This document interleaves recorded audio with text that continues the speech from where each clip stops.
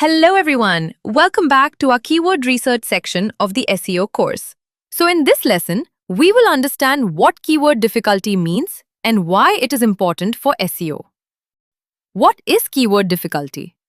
Keyword difficulty, often called KD, is a score that tells you how hard it will be to rank for a specific keyword in Google.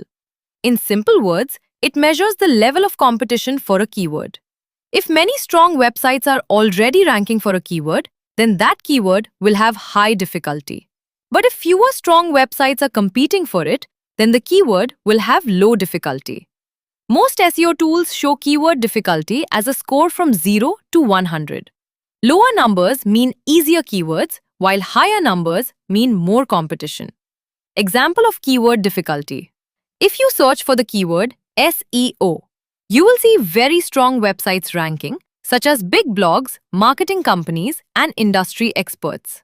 Because many powerful websites are competing for this keyword, its keyword difficulty will be very high. Now compare that with a long-tail keyword like SEO tips for small business websites. This keyword is more specific and usually has less competition, so the keyword difficulty will be much lower. That means it will be easier to rank for this keyword. Why keyword difficulty is important? Understanding keyword difficulty helps you choose smarter keywords. Many beginners make the mistake of targeting very competitive keywords. But if your website is new, ranking for those keywords will be extremely difficult. Instead, beginners should focus on low difficulty keywords. These keywords have less competition, which means you have a better chance to rank on Google.